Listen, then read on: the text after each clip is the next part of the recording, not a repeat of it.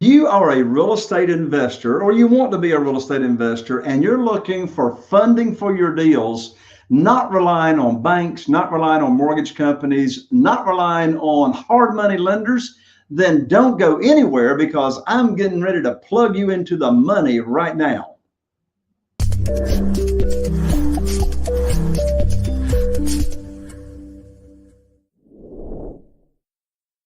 Hello there, folks, and welcome to another episode of Real Estate Investing with Jay Conner. I'm Jay Conner, known as the Private Money Authority. And if you're new to the show, we talk all things real estate. We talk about how to find deals unlike other real estate investors. We talk about how to get your deals funded. And as I mentioned just a moment ago, I'm getting ready to plug you into the money. Before I do that, I just want to remind you that I have amazing guests and experts that come on here to the show with me. Today is no exception. I'm going to be introducing her in just a moment. But before I do, I've got a free gift for you.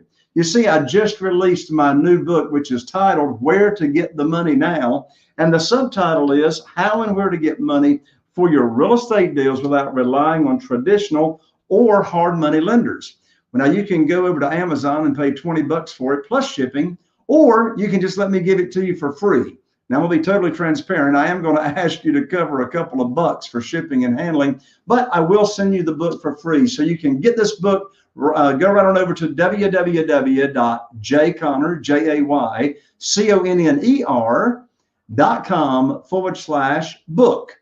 That's jayconner, jayconner.com/book, BOOK, and we'll rush the book right on out to you. Well, I tell you, I'm so excited to have my guest on today. And here's the deal. When you hear the word foreclosures, do your ears perk up? Well, they should, because what's going on in our economy these days, there's going to be a massive opportunity to help a lot of people and profit from this foreclosure avalanche that's coming.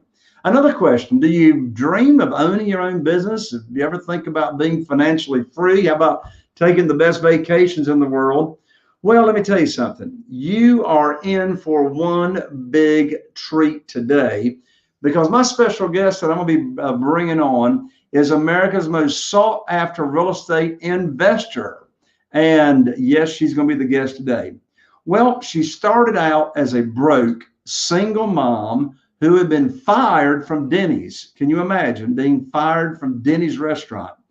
Having nowhere to go but up, she started rehabbing foreclosures. So my guest and I, we have got a lot in common to talk about. Now, you want to fast forward to about 30 years down the road to now. She is insane. She's got an insane amount of investing knowledge, and her unique open style and down-to-earth personality make her a very highly sought after podcast guest. That's why I've got her here on the show. So she's agreed to answer any real estate questions that I'm going to throw at her. Well, she's responsible for making tons of students financially free along the way. She loves to share what she's learned, and she's created a very simple business motto, and that is people before profits. I love that. She's written 3 bestsellers. She's been a celebrity guest, and she is a celebrity guest expert on Fox and Friends, MSNBC, local news channels, Naomi Judd's morning show, and has been featured as a guest on many TV, print, medias, podcasts, radio shows, and even more. So her latest book was also a New York Times bestseller written with Steve Forbes called Success-onomics. Well, Mr. Forbes chose her to help write his book because he also considers my guest to be one of the nation's top real estate investing experts. Well, my guest has closed over 2,000 real estate deals through flipping and rehabbing, and she is the founder of Dwanderful.com. You're going to find out where that name comes from in just a moment. And that is a company that specializes in teaching real estate investors how to become millionaires and live their dreams. Her current project is huge. She and her family basically bought a town and are restoring the whole town. We can't wait to hear about that. So she's going to be telling us that story. In addition to that, she also has a top-rated podcast, which is called the Most Wonderful Real Estate Podcast Ever. So you want to be sure and follow her there. So it's my pleasure. I'm so excited to have here on the show with me today, real estate investing expert, Dwan Bent-Twyford. Hello there, Dwan, and welcome to the show. Hi, Jay. It is so good to see you.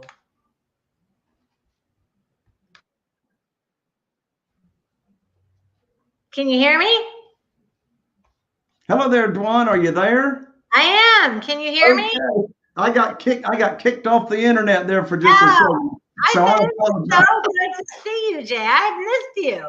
I have missed seeing you too as well. In my lands, there's been a big change in the market since we saw each other a few years ago, right?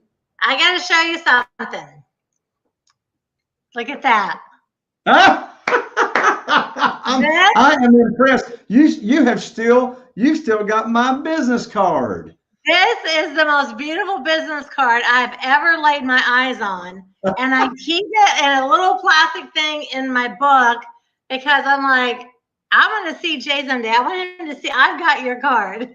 So now that I've got Dwanderful, I'm going to totally steal and copy this concept. Oh, wow. You go for it. Well, look, I'll introduce you to. Beautiful.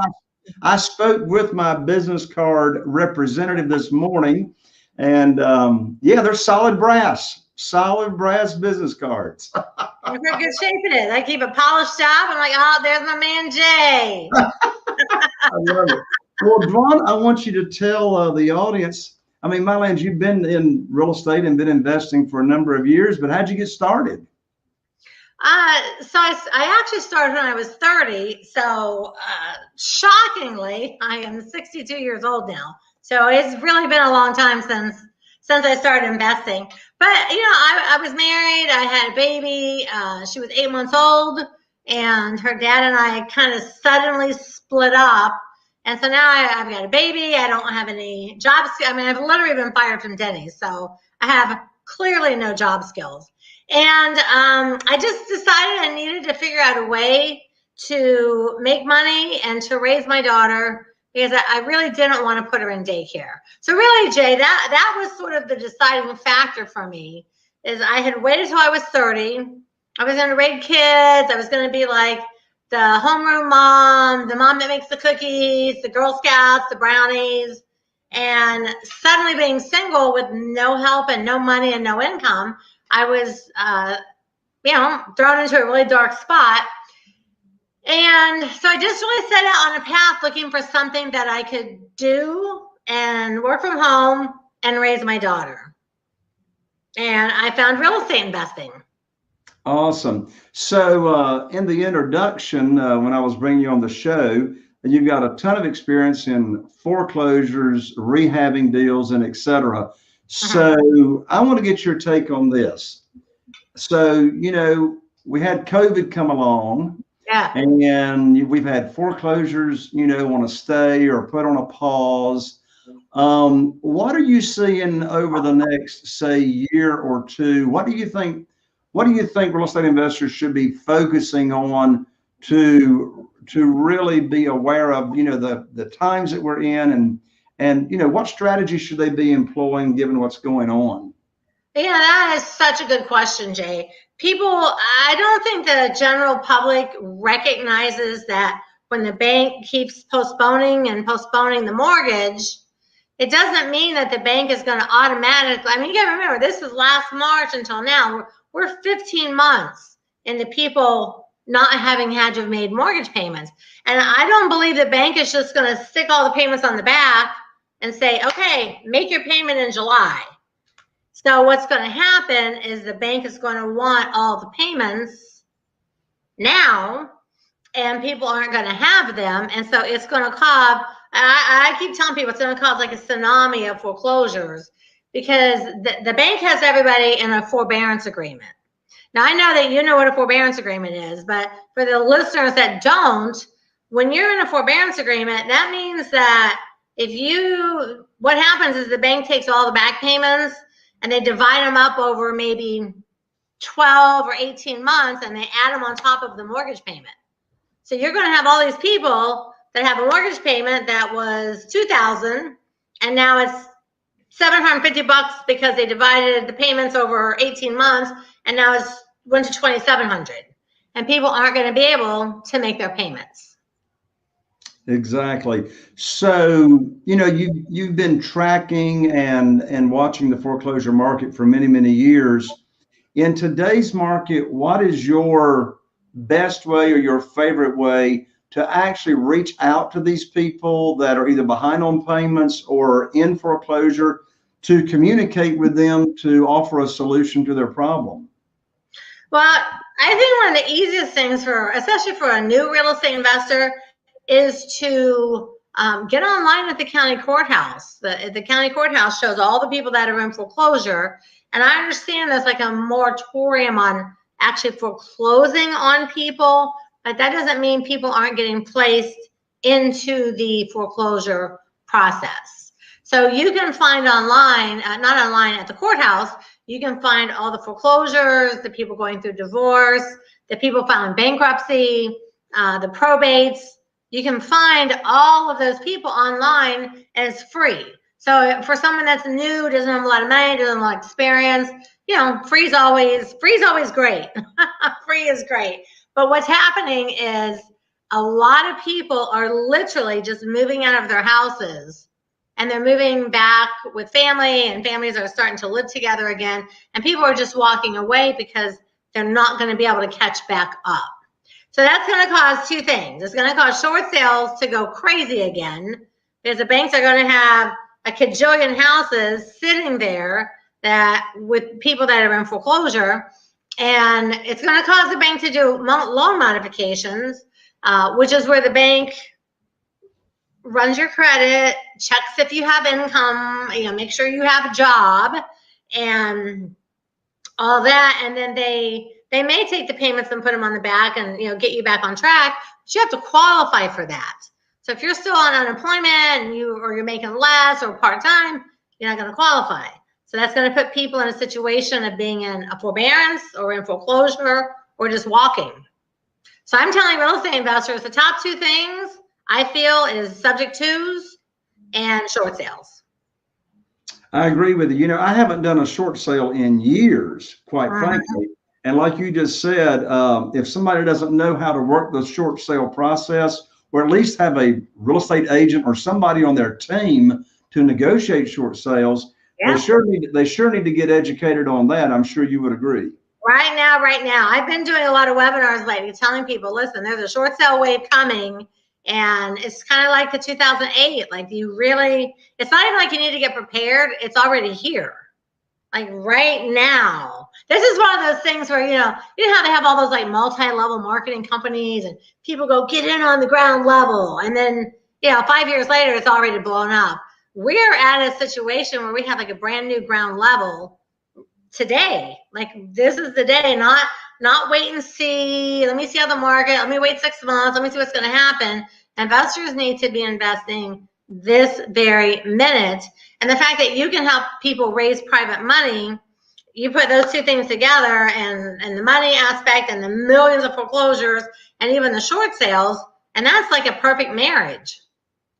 Yeah, you're right. I tell my students, like I'm sure you tell your students as well, you mentioned subject to. So if the seller of the house cannot get their payments current, they're going into foreclosure, well, that's the perfect way to fund that deal, is to buy it subject to the existing note. And yeah, so for the sake of all of our listeners here, why don't you give a 60 to 90 second seminar on what in the world does subject to mean? So, I'll do my best. It's really hard to like crunch it down into like a minute, but the gist of it is you find a homeowner that's behind on payments. They cannot catch up. They did not qualify for a loan modification. The bank is going to take their house, and you make a deal with them basically where they deed their property to you. And then if you can make up those back payments, you can just start making the payments and you can keep it for a rental. So you're owning the house without having to actually get a mortgage for the property. So for investors right now that have a little bit of cash, you come across a homeowner, they're like, hey, listen, I'm 15 months. I can't make it up. I don't really care. I'm willing to walk away. You give them a couple $1,000s and, cash for keys, moving money. They deed their house to you. You're the owner. and you turn it into a rental or you offer it out. What I do is offer them out as seller financing. Owner financing. So I find a new person that really wants a house, but they can't qualify for the bank, but they've got the money and the income now, and I subject to it. So it's sort of a little bit complicated for a new person, but the gist of it is this person that owns it can't keep it. They're willing to deed it to you, and then you can make it a rental and an income producing property for yourself. Exactly. Just by signing that deed, and you're the owner, and it's all done. It's a one and done. Right. You know, one of the most common questions I'll get from new real estate investors that's never heard of that strategy, they'll say, well, who in their right mind would agree to deed me their house and keep the mortgage in their name, and I tell them I'm going to make their payments? Well, the answer is a motivated seller that is looking for debt relief. Yes. And that's probably the number one question I also get. And I tell people, I say, like to a brand new student, I would say, listen, you have to understand, you're not in that situation. That person doesn't want to lose their house to foreclosure. If I make their payments every month that I make an on-time payment, their credit gets better. So if I say, hey, Jay, deed your house to me, I'll make payments, and in 5 years, I'll refinance it, take your name off of it, and release you of the obligation, and I make all the payments on time for 5 years, you had a foreclosure, you were doing bad, then you have 5 years of perfect payments, your credit's great now. So it helps them reestablish their credit opposed to letting it go to the bank and going through the entire foreclosure process, which, as you know, gives them a foreclosure on their credit. It knocks their credit score down like 150 points. So a subject to is a benefit for them, of course, as long as the investor makes the payments. So, I tell people, listen, if your motto is not people before profits and you're a scumball, don't do this. Right. Exactly. So it's a good thing for the homeowner, and it relieves them. They just, they're at the point where they just want to leave. They're like, I don't even care. I just want out. Exactly. They don't think that way, but it is a common, I'm sure you get this almost the same question all of the time. Exactly. So just to make sure everybody understands, if someone's in foreclosure, but their house has not gone to sale yet at the courthouse steps, then buying it subject to the existing note is the preferred way for you to buy it. Now, you got to have the cash flow to bring those back payments current. And of course, you can use private money in a small second position if you don't have the cash yourself to bring it current. Now, you mentioned private money a moment ago, Dwan, and that is, there's another kind of foreclosure. And the other kind of foreclosure are what we call bank-owned properties. So it's too late to help the people then, right? Yes. Because now it's gone back to the bank, and with an REO, or real estate owned or bank-owned, can't buy those foreclosures subject to because the seller's not in the picture. So that's where we have to use the private money, of course. So I'm sorry. So I just jump in real quick. So one of the things that's great about private money is if someone finds a homeowner and they're able to do a short sale, and you have a $200,000 house, the bank agrees to take $125,000, you have to buy the house. And a lot of investors are like, well, I don't have the money or the credit or this or that. And that's why they need a private money, because the bank's like, hey, I'll take 50% of the deal, but you're not going to make payments to us. You have to buy it. Exactly. And then you can flip it, you can rehab it, you can do whatever you want to do with it, but you still got to buy it. So I'm always telling people, you've got to find private money if you want to play in that section of real estate investing. Someone's got to step up and give you cash. Exactly.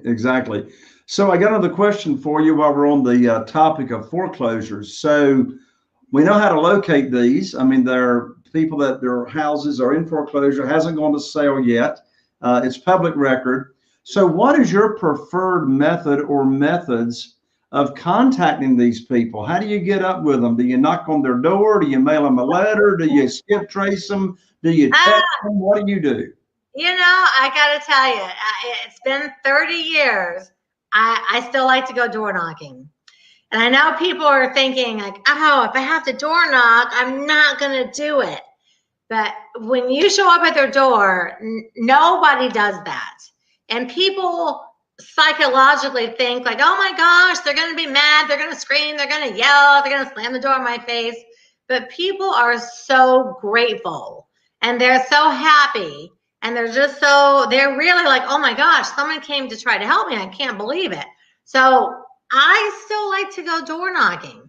I still do it today. That we just bought 15 buildings in Iowa, and we went and talked to all the people in person. None of them were listed. They weren't the MLS. We went and talked to people in person. But I also understand that if you're hearing me say that and you're like, oh my gosh, no, I'm not door knocking. You could mail postcards. I guess postcards would be the next best thing. Send the people a postcard and let them know that you have a solution to their property problem. Don't have a postcard that says, I buy houses cash. Have a postcard that says something like, are you facing foreclosure? ? Behind on payments? ? Did COVID, mess you up? ? Going through a bankruptcy? ? I have solutions for your property problems. Call me for a free consultation, and let me see how I can help you. So postcards would be but a soft postcard. I hate when people say, I buy houses cash. I see you, call me. People are looking for a solution, and they don't need to feel like you're some investor that just wants, I buy houses cash. Right. So I don't like that approach. I feel like when you make a card that says, hey, are you a bankruptcy ? Going through a divorce, unwanted property ? It's like, yes. Oh, a free private consultation. Okay, let me just call and see. So it's a soft opening. I love it. Well, and what I love about spill their guts and tell you what's wrong. Yeah. Well, what I love about you, Dwan, is your motto: people before profits.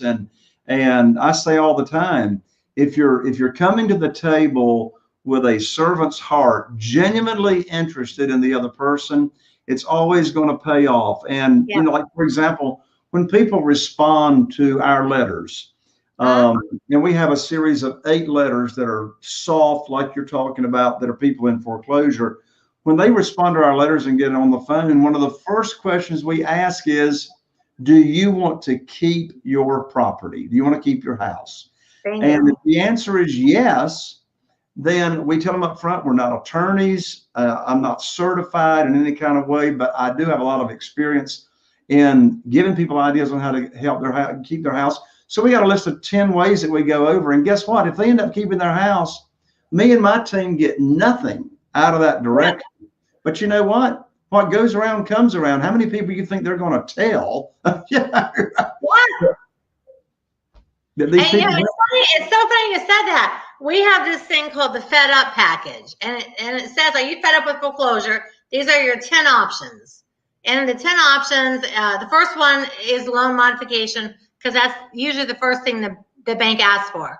So it's got a loan modification, forbearance agreement, equity partner, short sale, subject to bankruptcy, keep your house, real estate, sell it. It's got all these options.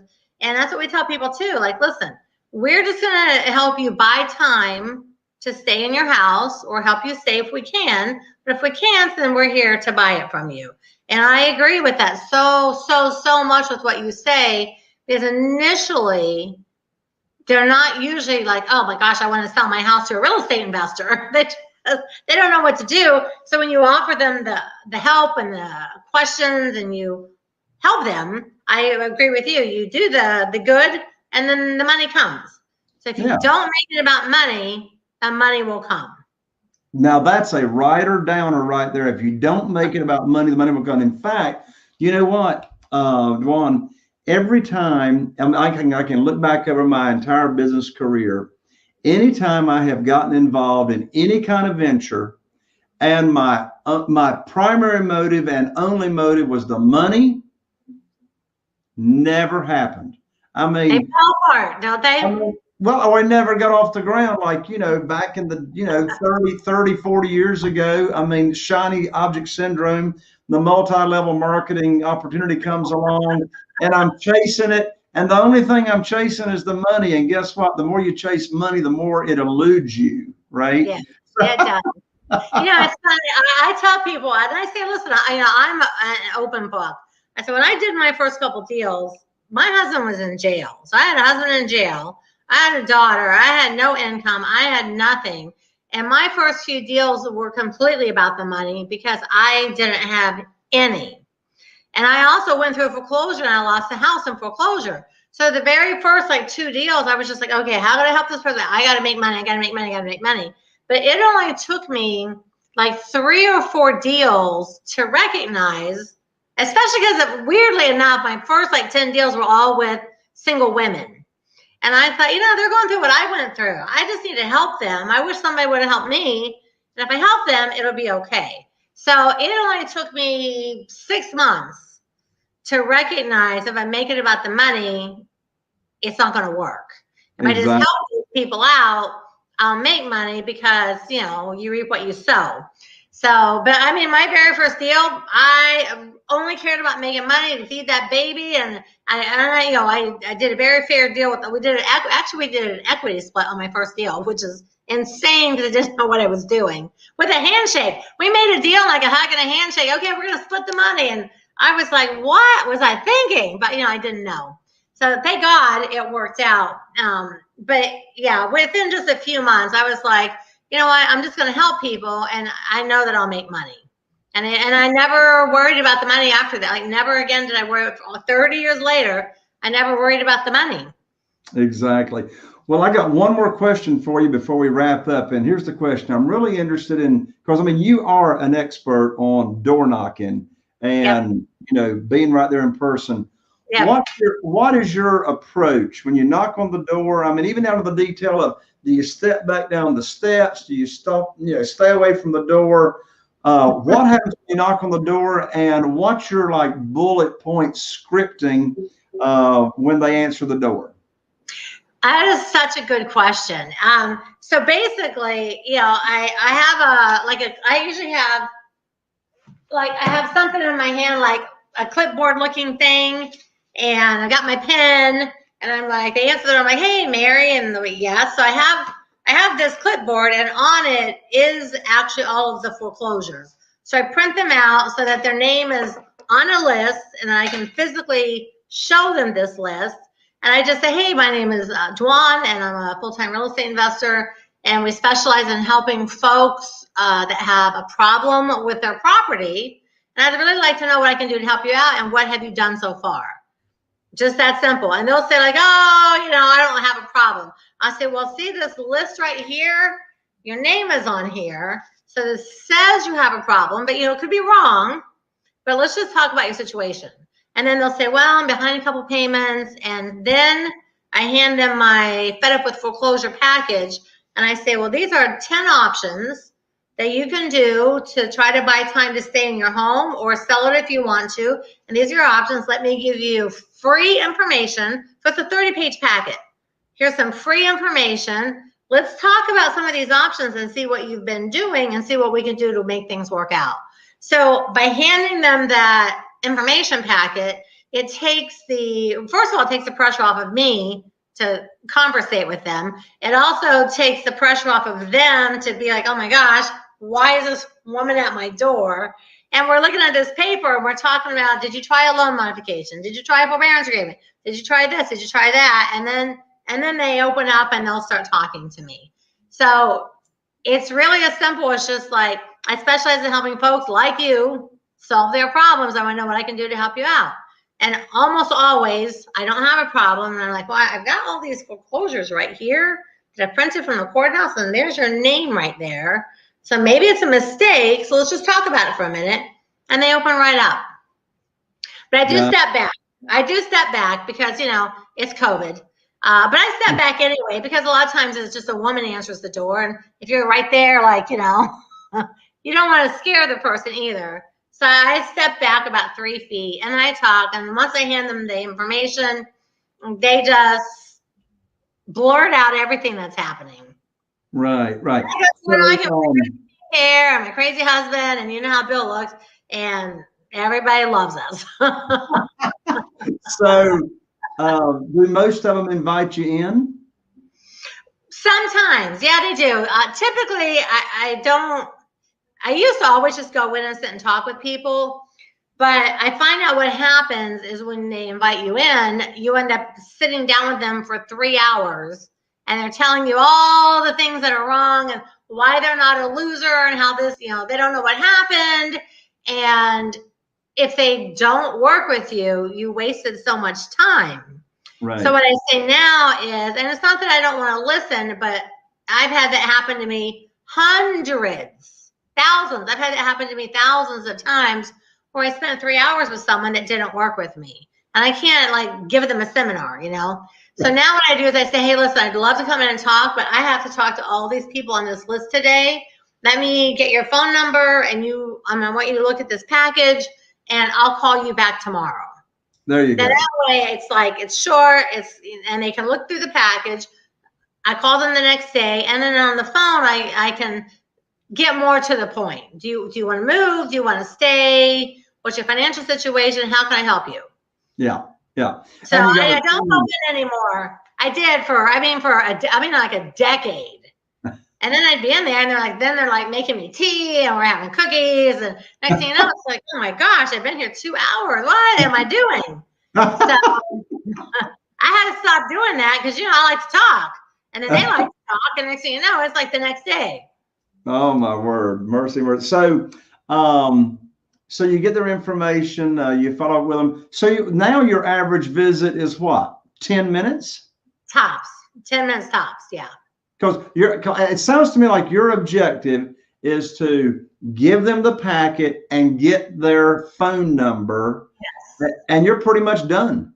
I'm done. I'm done for today. My objective is to get a phone number. Even if they say I don't want help, I'm not interested, then I say, well, let me leave this information package because it's free, but let me have your phone number so I can double check and see why your name is on this list. Mm-hmm. Now, technically, I can't get them off the list at the courthouse, but I could certainly call the courthouse and say, hey, is this person scheduled for foreclosure? So when I call them back, I say, look, I called the courthouse and you got a foreclosure sale date in 90 days. So something's going on. What do you think about the package? And I can talk to them. So my objective is to get a phone number, call them back, let them read it, actually make a phone call if I need to. But I want their phone number because I just can't stand there and talk like I used to. I learned to value my time, and I also learned that people want to talk, and it doesn't mean they want to work with you. Two different things. That's excellent. Well, look, I know you got some free gifts. You got 4 books that you want to give people. So let's tell folks how they can stay connected with you. Hey. So all they have, so my name is Dwan. So my website is Dwanderful, like wonderful, but Dwanderful. So if you just go to Dwanderful.com, so it's DWANDERFUL, Dwanderful.com, and opt in. I've got 4 free ebooks. One is the book I wrote with Steve Forbes.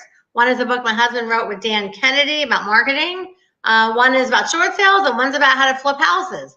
So I got 4 free ebooks that'll get you on the path and at least expand your mind and understand a little bit more about this foreclosure side of real estate investing and go from there.